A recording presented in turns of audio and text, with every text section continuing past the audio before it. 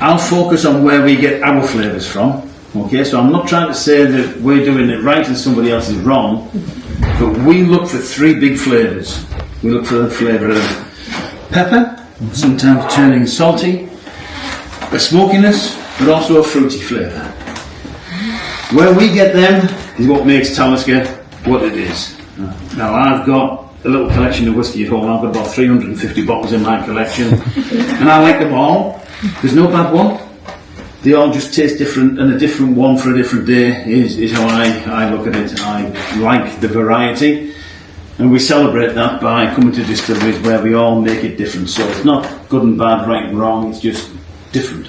Okay? So, 3 whiskies that you're going to get to taste today are all made from the same spirit. We make spirit here, and it takes 3 years and 1 day in oak casks like those there before we can even call it whiskey.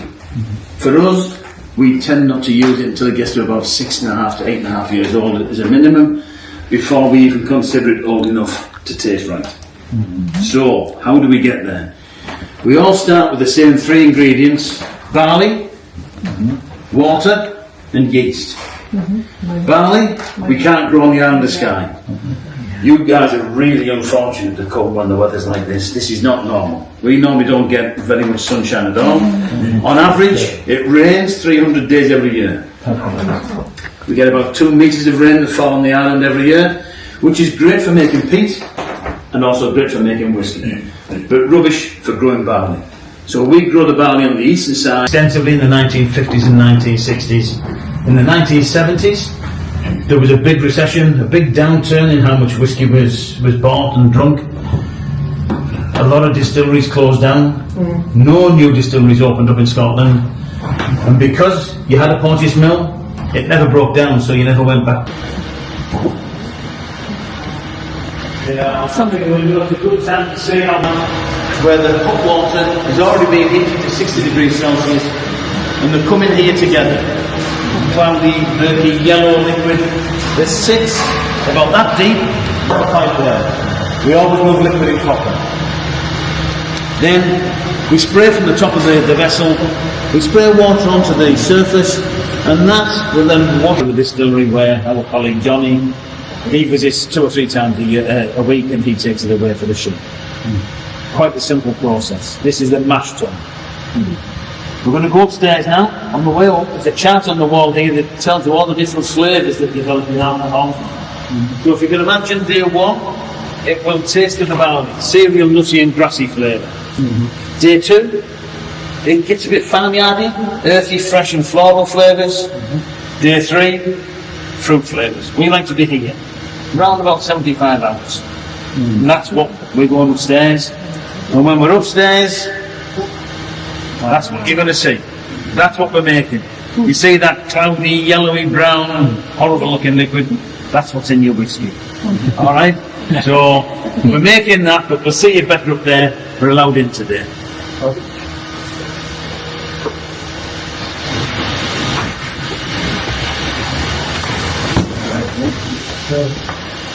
You see the crystal little window on the side of it?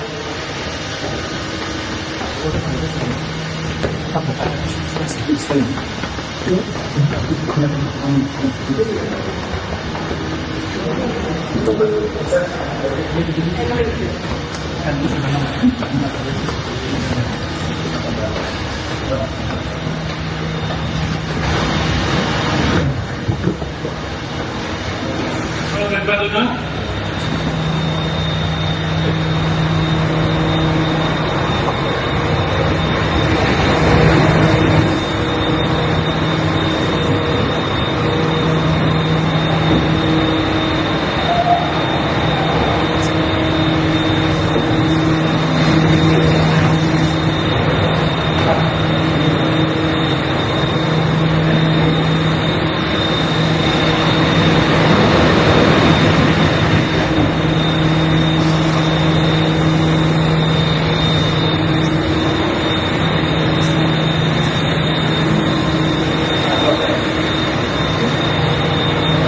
So we have 8 fermentation vessels. You can see the difference in the colour. The oldest one in the corner there is the window, 33 years old. They have a lifespan of about 35 to 40 years. At the end of its life, we have to break it apart, take it out in pieces and build a new one while it's actually in situation too big. These go all the way to the floor beneath, so they're quite large. Douglas fir is very important. When it grows, it's grown a certain distance apart from another tree, and that means that you won't get any branches at the low level. There are no knots in the wood, so therefore it doesn't leak. There's no adhesive. It's just the pressure of the wood expanding in the water.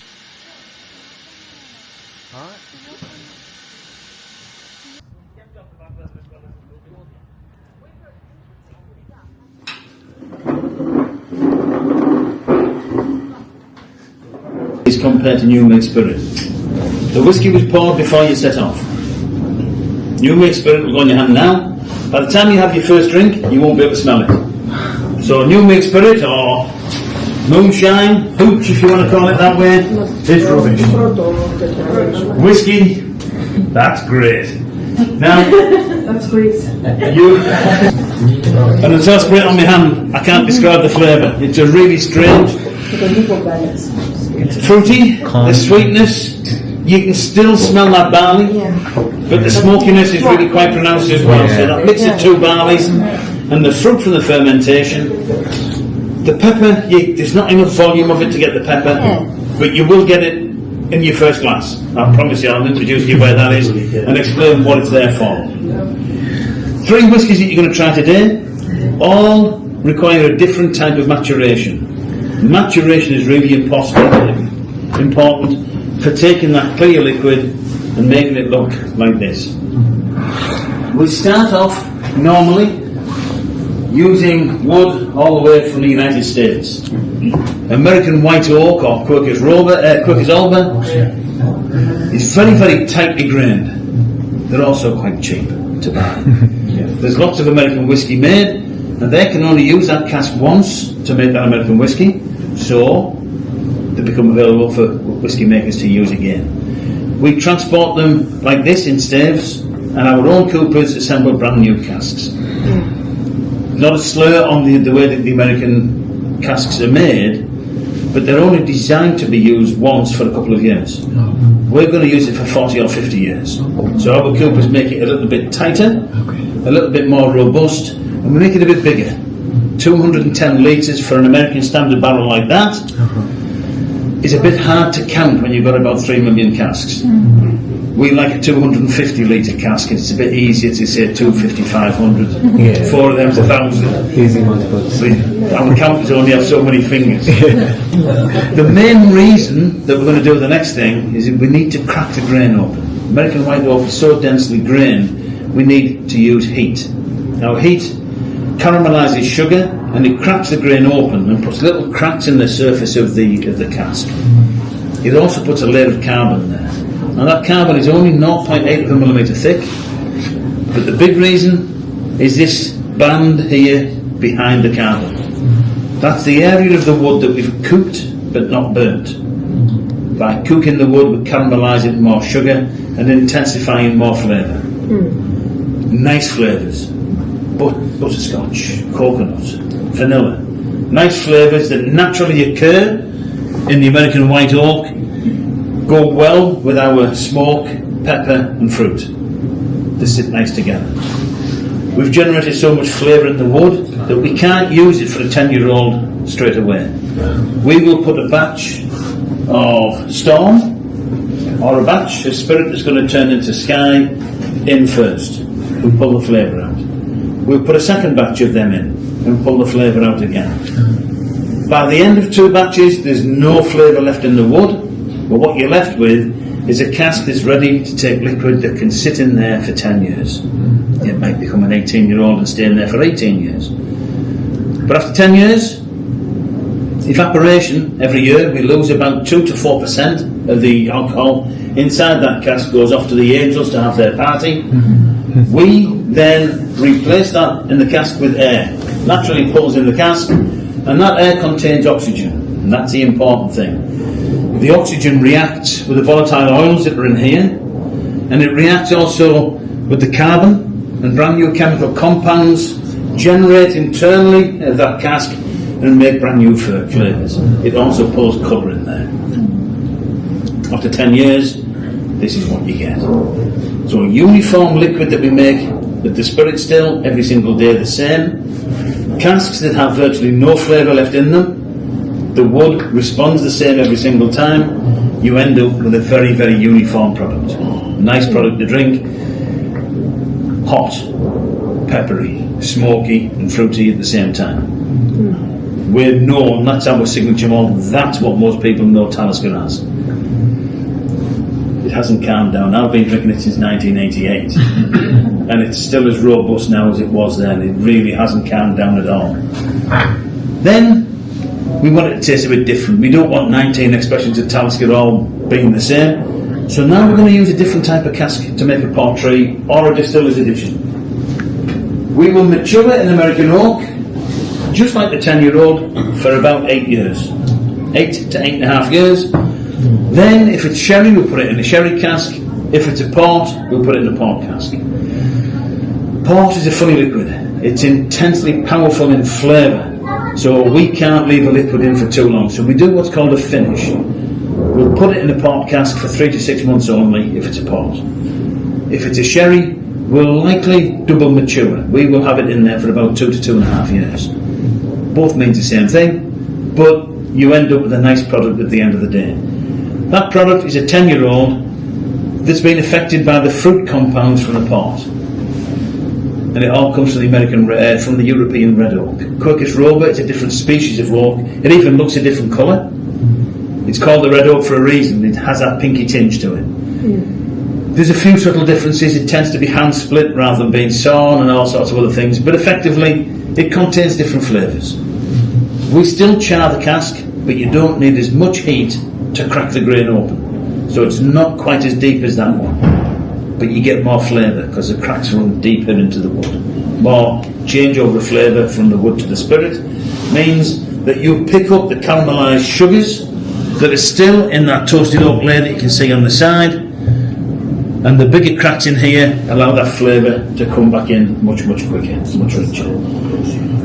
Flavours that you get from the red oak: nutmeg, cloves, aniseed, cardamom, cinnamon. Nice flavours that go with our 3 flavours, but generally we've used American oak first, so you've got the vanilla, the coconut, the butterscotch and the pepper, fruit and smoke, and the wood spices, and of course the flavour of the liquid that was in there before. So now you're adding lots of layers of flavour in there that your palate can pick up. It's a very complex way to notify yourselves of what you're going to get to drink. And then we come along and make it even harder. A distillery exclusive can be a bit wacky because we never ever have to make it again. It's only available in the shop. There's only 9,000 bottles made as source. In a year or so, when those 9,000 bottles are all gone, it will be a totally different batch of casks that are brought together to make a new batch. Here, we've actually got some experimental whisky. The room just across the corridor, when you leave here, if you have a look in there, there's lots of casks that we have, and they're our experimental whiskies. One of those holds whisky from 2020 special release. The 2020 special release was an 8-year-old whisky made in casks like those, but then finished for 6 months in rum casks. So this whisky takes some of those rum casks that are left over. Now 4 years in rum, you get an awful lot more flavour of the rum than you did in 2020 when it had only been in for a few months. We like it. It sits in there and everybody thinks it's the best whisky they've ever had. It's thick and rich, creamy, buttery, lovely flavours from the rum, and then mixed with some wood, just the same as a 10-year-old, a little smattering of sherry casks, but also some very heavily charred American oak, just like our dark storm. So you've got some younger whiskies that's been heavily charred, so it's sweet and smoky at the same time, and it gives you a lovely blend, salty, smoky and sweet. Okay? So, how to see whether I'm telling you the truth? The proof is in the drinking. We always start the flight of whiskies on the left, and we're going to do a tasting, not drinking.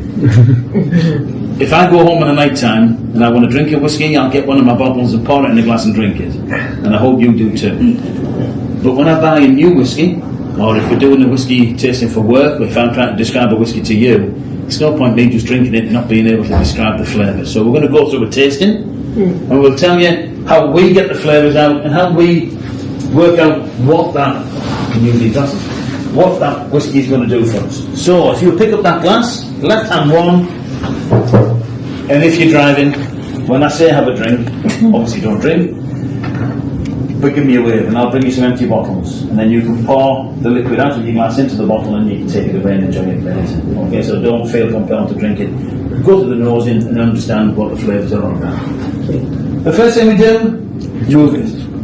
If you move that gently and swirl it in the glass, you'll notice that it swirls quite nicely. It stays together at the bottom of the glass and doesn't try to get out. And then hold it up towards the light. Oh, do me on today. You'll see there's a line that forms all the way around the neck of the glass.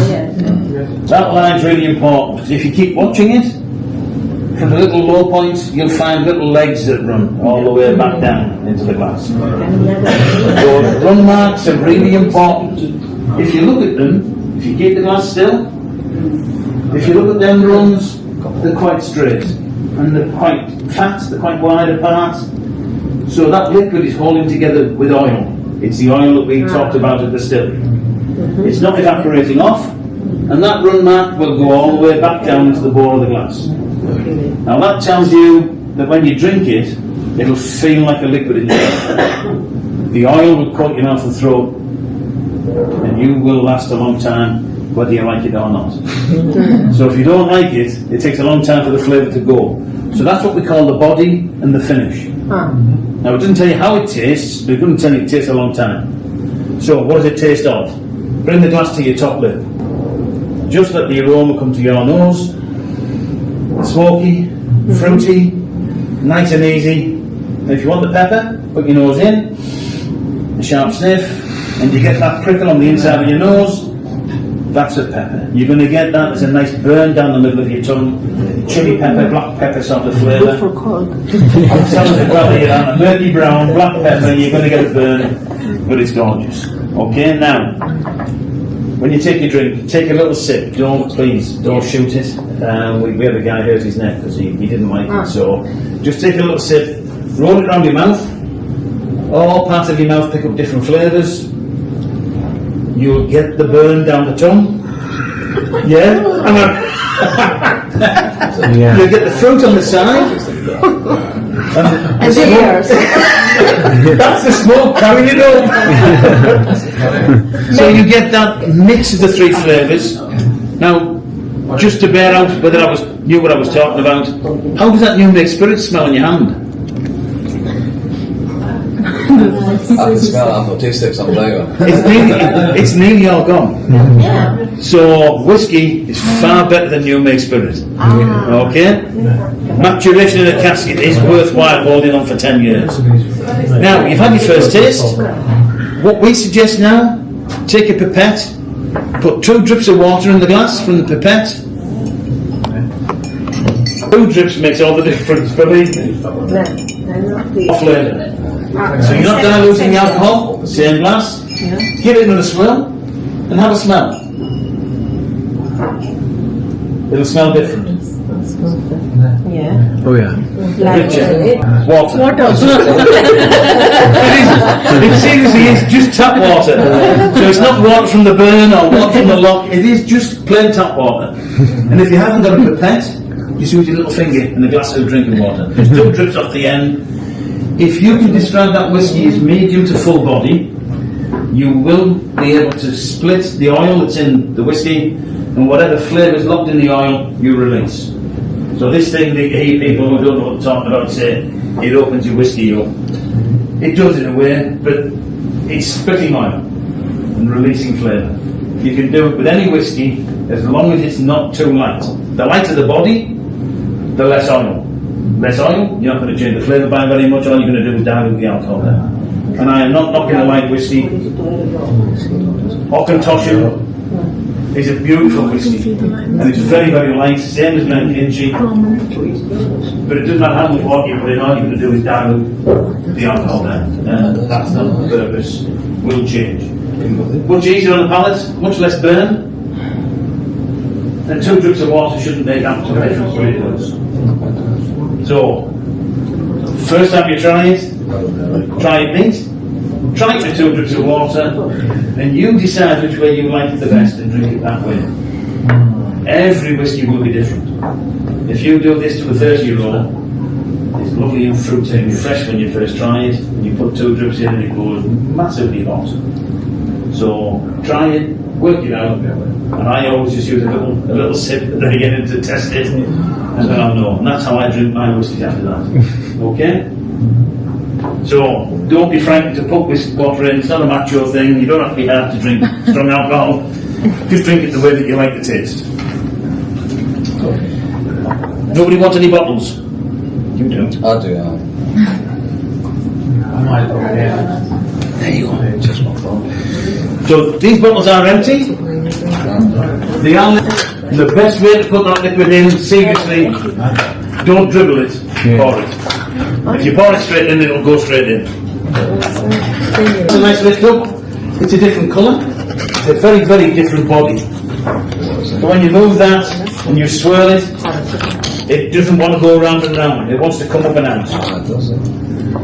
It's much lighter. It's not as heavy. It sticks to the side of the glass and just holds. You have to wait ages for the legs to run. When you bring it up to your nose and have a smell, very, very different. Sweet. Very sweet. Salty. It's almost like the salt air from being near the sea. Oh, just outside the window. Much different to the first 2. When you take your first sip, you can hold it in the mouth. It doesn't burn, Should be nice. but you've got a tingle all around your mouth. That's the sherry cask reacting with the pepper and turning it salty.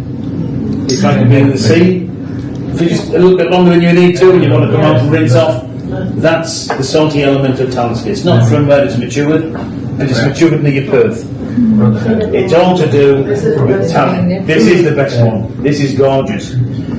Now this one takes water really well. On Christmas Day, we had this like this before dinner, and after dinner we put water in. It turns just a touch more salty, but it turns a bit thicker and a bit creamier. That went really well with the cheese. Cheese and whisky go really well together. The oils from one complement the other. So it's well worth giving it a go. Well, I've been drinking the ham. I So don't I think drink. it must Imagine be I don't drink alcohol. But you do really well. You go through this.